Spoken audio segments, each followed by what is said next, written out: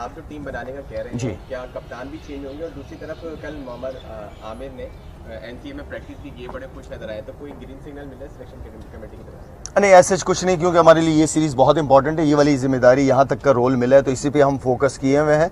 और जहाँ तक देखें, मैं जिस कुर्सी पे बैठा हूँ, मैं ये समझता हूँ अगर मैं यहाँ पे इंसाफ नहीं कर पाया तो मैं ज्यादती करूँगा। ये जगह इंसाफ की है, हमें मेरिट के ऊपर लड़कों को चांस देना चाहिए। और ख़ास तौर पे इंसाफ मैं ये समझता हूँ कि ग्रास रूट लेवल पे बहुत इंपॉर्टेंट है। बहुत ऐसे टैलेंटेड बच्चे हैं जो ज़ाया हो जाते हैं, जिनकी परफॉर्मेंसेस कम होती हैं वो टीम में होते हैं, जिनकी अच्छी परफॉर्मेंसेस होती हैं वो साइड पे हो जाते हैं। तो मैं अपने होते हुए ये चीज़ तो बिल्कुल भी नहीं होने दूंगा इंशाल्लाह। और बाकी है कि कल हम और हेड कोच एंड देन कप्तान कल आएंगे, ग्राउंड आएंगे, पिच देखेंगे, सारी चीज़, एंड देन फिर उसके बाद हम टीम डिस्कस करेंगे।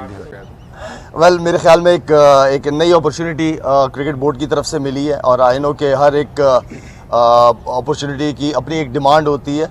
मुझे अपनी जिम्मेदारियों का बिल्कुल पता है। एक नई, बिल्कुल टोटली नई चीज़ है मेरे लिए।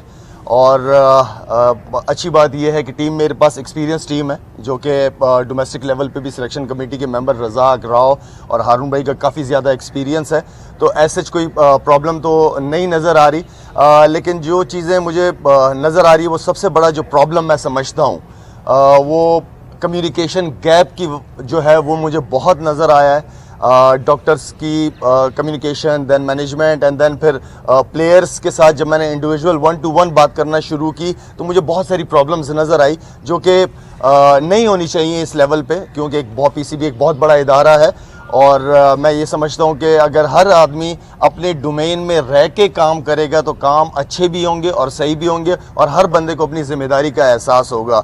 तो मुझे ये ज़िम्मेदारी मिली है और इस ज़िम्मेदारी को, जो भी मेरे पास ये न्यूजीलैंड की सीरीज़ है, मेरी और मेरी सिलेक्शन कमेटी के साथ जो मेरी बात हुई है, मेरी ये चाहत है, ये ख्वाहिश है कि हम जाते जाते पाकिस्तान की एटलीस्ट 2 टीमें लाजमी बनाएं कि हमारी बेंच जितनी स्ट्रॉन्ग होगी, हमारा जो लड़का अंदर खेल रहा होगा उसको ये एहसास होगा कि मेरे पीछे एक लड़का बैठा हुआ है। तो बैकअप हम तैयार करते ही नहीं है और प्लेयर फिर खेल रहा होता है, फॉर्म में होता है या बगैर प्रेशर के खेलता है कि मेरे पीछे तो कोई है नहीं। तो मेरी और सिलेक्शन कमेटी की ये कोशिश है कि हम जाते जाते 2 टीमें पाकिस्तान की लाजमी बना के जाएँ। शाहिद भाई, अभी क्यूरेटर्स को आपने क्या हिदायत की है, पिच का मुआयना किया है, ऐसे 2 दिन में क्या चमत्कार हो जाएगा कि वो पिच जो है वो बहुत अच्छी हो जाएगी? देखिए, एक जो मेन चीज़ है वो हमारे हाथ में कोशिश है। हम चाहते हैं कि पाकिस्तान की क्रिकेट आगे की तरफ जाए।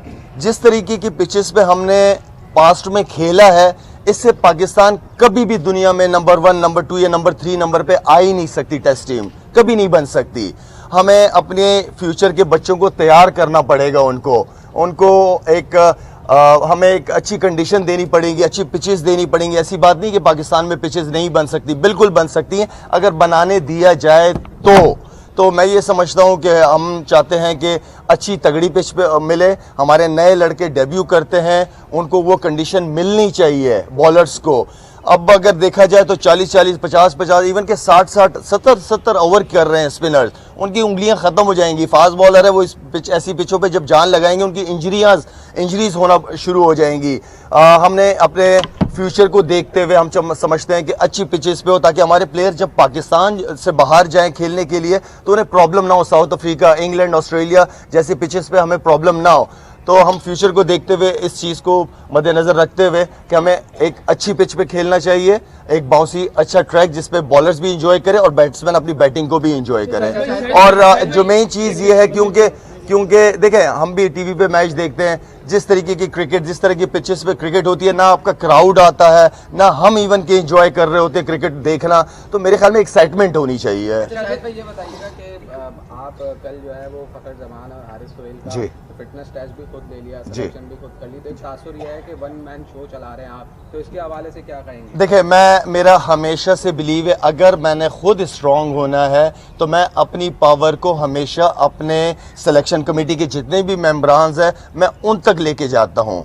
मैं अकेला कभी भी शोर चलाने की कोशिश नहीं करता। पावर शेयरिंग से आप खुद पावरफुल होते हो और ये टीम गेम होता है, ये ट्रस्ट है मेरा। मुझे अपनी सिलेक्शन कमेटी पे एक ट्रस्ट है कि हमें ट्रस्ट डेवलप करना पड़ेगा। इसी ट्रस्ट को हम अपने कप्तान तक लेके जाना चाह रहे हैं, पाकिस्तान टीम की मैनेजमेंट तक लेके जाना चाह रहे हैं कि वो हमें उन पे ट्रस्ट है, उन्हें हम पे ट्रस्ट होना चाहिए, और हर बंदा अपने डोमेन में रह के जब काम करेगा तो इंशाल्लाह चीजें खुद ब खुद ईजी हो जाएंगी।